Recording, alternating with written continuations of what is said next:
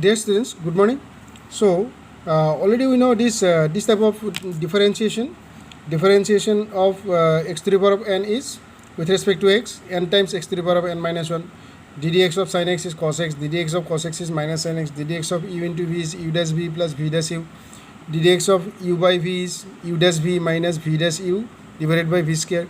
So all this we know, and then we have also learned the to find the what is differential coefficient of a constant function, that is also 0. All this we know, but apart from this also we have learned that ddx of log x is equal to 1 by x. No? So all this we have learned, but are these all enough? If here the base is e, are these all enough?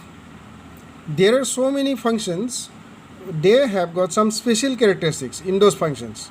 So today in our topic, in our discussion, we will be taking some forms which are different from all these normal forms. Normal forms, why I am saying these are normal forms? Suppose one function is given in this form, then immediately you will apply this form. If it is given in this sign form, then you will write like this. So these are normal forms, but some functions are there, they are not like these normal forms. We will have different types of methods to solve those type of functions to find their differential coefficient. So let's see today what are the different forms, what are the some different methods to solve them. Okay, one list I am giving you, just you see. So I have termed this heading as some more methods of differentiation. Means apart from our normal methods, these are some more methods. So first one is I would like to discuss, that is logarithmic differentiation. Logarithmic differentiation. When will you apply logarithm to find that differential coefficient? See, logarithmic differentiation means, suppose there is a function f of x which is a product of so many functions or quotient of so many functions. There are so many functions involved in this. It may be a product of u, v, w, where u, v, w also are functions of x. Okay, this is a function of say u, v, w. Okay, then if this is also a function of product of so many functions, or there is a function say which is a quotient of different functions u by v, and also w is there, suppose. So if a function is a product of two or more functions, or it is a quotient of two or more functions, then we can apply logarithm there, and using logarithm we can find the differential coefficient. Okay, that is called logarithmic differentiation. Means in many of our this one no problem, suppose one question is given like this. So y is equal to it is suppose given 2 to the power of x. So this is a exponential function. So we can apply here log y, then it will be x into log 2 like this, no? If we apply here log, so then we will get the differential coefficient of this after taking the differential coefficient of this ddx of log y no is equal to ddx of x into log 2. Again this one you can treat as what called, from here you will get dy by dx, because 1 by y into dy by dx you will get is equal to ddx of this as a product function, no, product of log 2 is a constant only, so ddx of it will be log x of log 2 into ddx of x is equal to 1. So that way ultimately what you will get, dy by dx is equal to y goes there, y into log 2, and what was y was 2 to the power of x, so y 2 to the power of x into log 2. So this is logarithmic differentiation. Means when a function is given in different forms, it may not be just like this. This is simplest one I have taken. Means we can apply log in the function, then after applying log we can take the differential coefficient. Okay, we can find the differential coefficient. So that is logarithmic differentiation. This is one method. Another method is there which we call that is implicit functions differentiation. What is implicit function? Let me tell you. Implicit function means what? Sometimes you see a function is very given, it is in very easy form, say x plus y is equal to suppose pi. This is given in a linear equation form, which is a linear equation. So here it is very easy to separate the y from the rest of the things. So y is equal to say pi minus x. After that you can find out dy by dx, which will be equal to minus 1. But sometimes you'll see equations are given this way. Suppose x square plus xy plus say y is given, or something say y square is given, okay, equal to 0. Now you are asked to find out the differential coefficient of y with respect to x from this. Is it easily separable, this y and x? Can we separate the y and x easily? Suppose I try to express this y in terms of x. How it will be? Suppose xy plus y square is equal to minus x square. Now taking y common, then what will be here? X plus y is equal to minus x square. Then again y, if I take separately, then it will be minus x square by x plus y. Thus you see this portion is again containing y. That means y is not getting separated from x easily. Such a function where y cannot be separated from x easily, that function is called implicit function. So that means we need to apply methods to, some special methods to solve this type of problem, means problems based on implicit function. So here we will learn today how to find the differential coefficient of implicit functions, where x and y are given in such a way that y cannot be separated from x easily. Is it clear? That is implicit function. An explicit function is just opposite of this. Explicit function is this one. Explicit function is what? A function in which the y can be separated from the rest of the things very easily. That is called explicit function. Explicit function. Okay, implicit and explicit. When we will solve this type of implicit function, then the value of dy by dx will contain both x and y. That means this dy by dx will be a function of x and y again. Okay, are you understanding what I am saying? Dy by dx for an implicit function, dy by dx will be a function where x and y both will be there, both will be involved in that. Is it clear, students? A function of this type, y equal to f of x, is an explicit function, because here y is expressed in terms of x, y is totally separate from, this is an explicit function. That means in many of our exercise problems and all, we have got explicit function so far, but now we will be getting implicit function also. Okay, get ready. Now another type of function is called parametric function. Parametric function. What is parametric function, you see? Parametric function means, suppose u is a function in t, suppose f of t, and v is a function that is also g of t. That means u and v are in expression t, but there is a function, suppose, where y is there, that is a function of u and v. There is a function of u and v. So if y is a function of u and v, whereas u and v are functions of t, then this t is called a parameter. This t is called a parameter. So this type of functions is called parametric function. Got the idea? Or let us say this way, to understand parametric function little differently. Suppose x and y are both expressed, x and y are both expressed in t, suppose. That means x is a function of t, y also is a function of t. Got the idea? So what I am saying, x is suppose function of t, f1t, and y is also function of t, f2t. Okay, then dy by dx will be written in this manner: dy by dt multiplied by dt by dx, or which can be written as dy by dt divided by dx by dt. See students, this numerator is what? Dy by dt, denominator is dx by dt.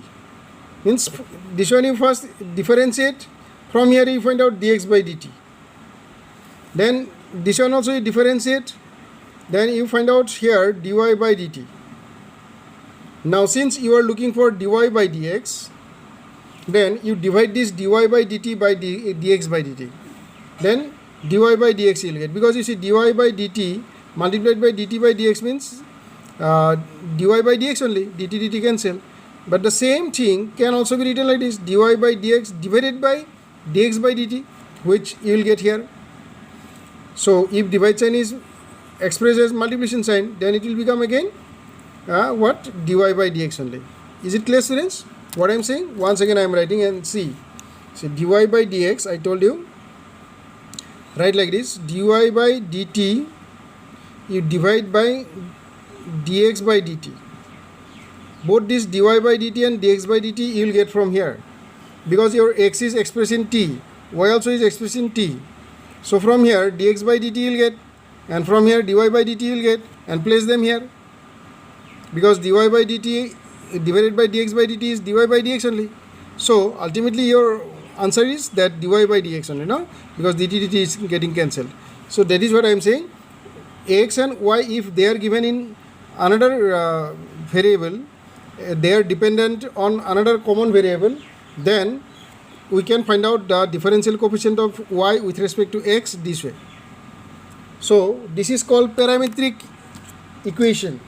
If two variables x and y are given in terms of another third variable, then we call these equations as parametric equation. Means x is expressed in t, y also is expressed in t. So we are calling these expressions as parametric equations. So how to find out the differential coefficient of parametric equations? This way. Just you keep in mind this formula. Okay. So now I have given you how to find out if a given function is a product of so many functions using logarithmic function, logarithmic differentiation. Another is implicit function. If x and y are attached in such a way that y cannot be easily separated from x.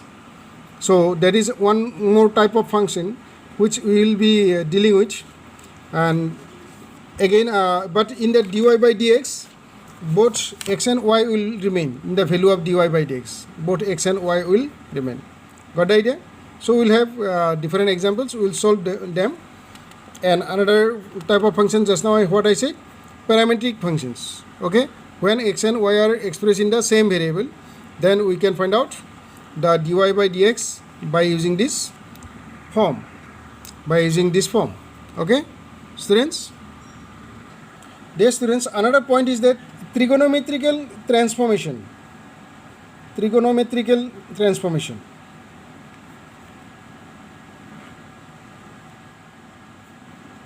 What is trigonometrical transformation?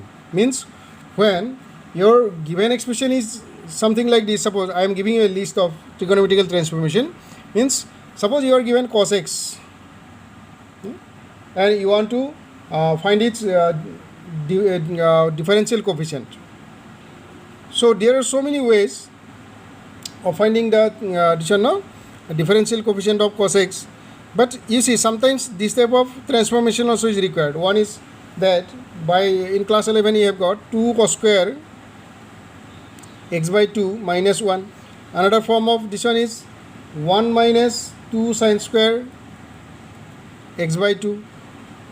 These are called trigonometrical transformation. Means cos x can be transformed into cos square x by 2 and sin square x by 2, this way. So this type of transformation also will be required in different situations. Why we should know this transformation? Because sometimes to find the differential coefficient, it becomes easy when when a trigonometric expression is there. It becomes easy if we know the transformation of trigonometric expressions. So that's why I am saying that trigonometrical transformation is another essential portion of our differentiation. No, so these are the things that you need to remember. Sin x, suppose somewhere suddenly you got sin x, then you can transform it into tan also by writing like this: 2 tan x by 2 divided by 1 plus tan square x by 2, which you have learnt in our previous chapter. Then it was in class 11 also. Cos x is equal to, can also be written as 1 minus tan square x by 2 by 1 plus tan square x by 2. Cos x can be written as, or tan x can be written as 2 tan x by 2 divided by 1 minus tan square x by 2, or tan inverse, suppose it is given in inverse form, tan inverse x plus tan inverse y is equal to tan inverse x plus y divided by 1 minus xy. No? So these are trigonometric transformation. Tan inverse x minus tan inverse y is equal to tan inverse x minus y divided by 1 plus xy, or 2 tan inverse x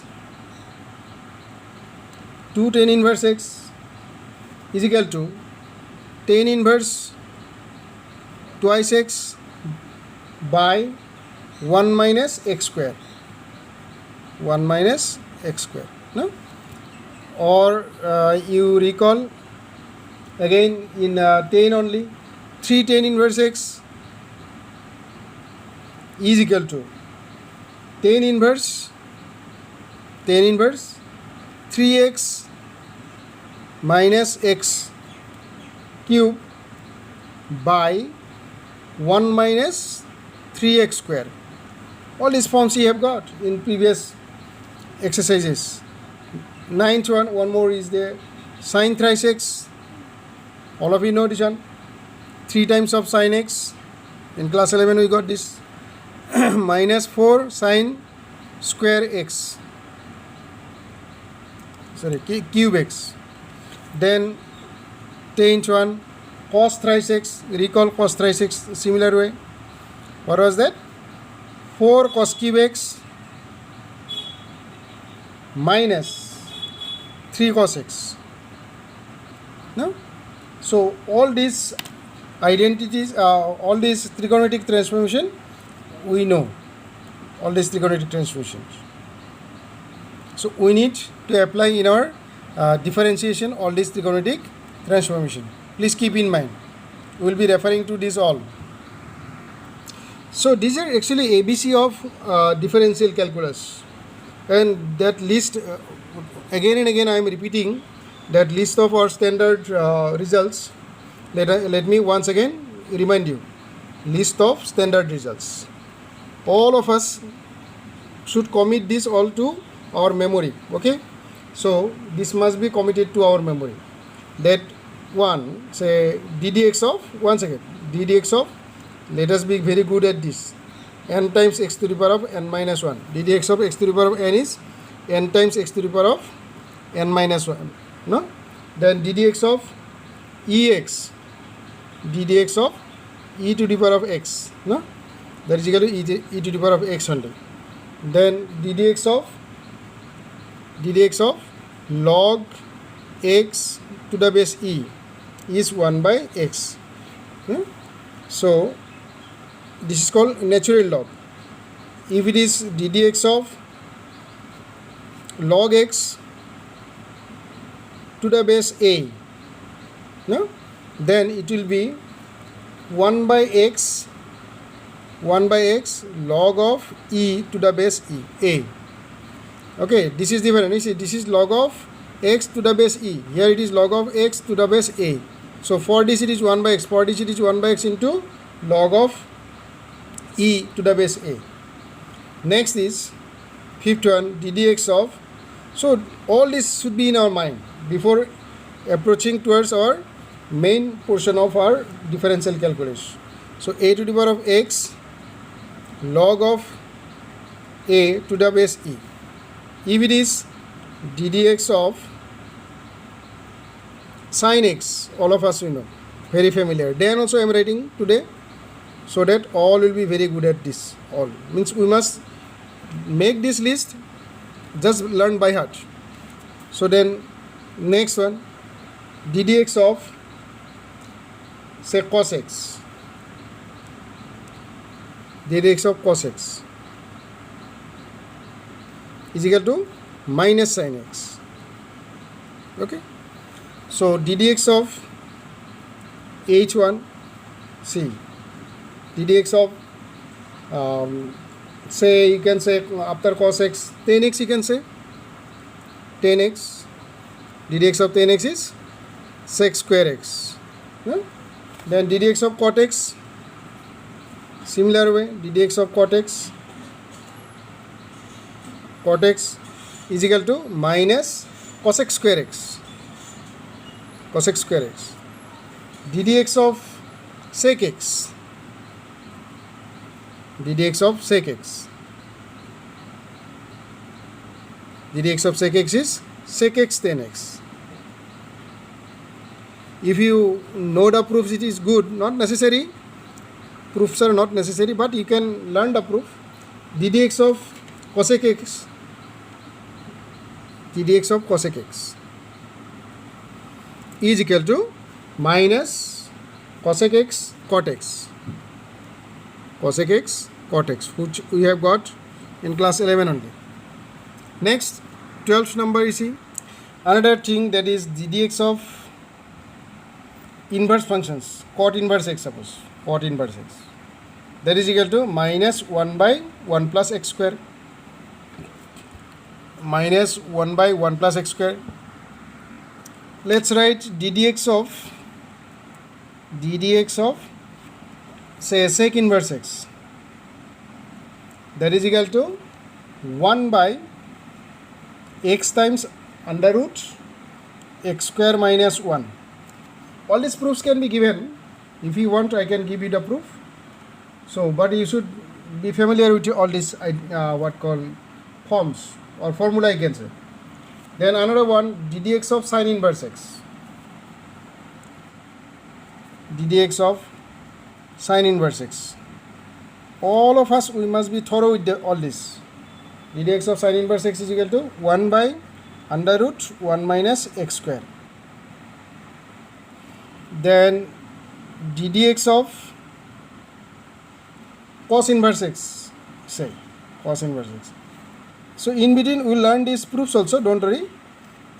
Under root minus 1 by under root 1 minus x square. Then ddx of tan inverse x, ddx of tan inverse x is equal to 1 by 1 plus x square. Then ddx of cosec inverse x, 17th, ddx of cosec inverse x is equal to 1 by minus 1 by, because here is positive and here it is negative, minus 1 by x into under root x square minus 1. Same with this almost, but only the difference of the sign.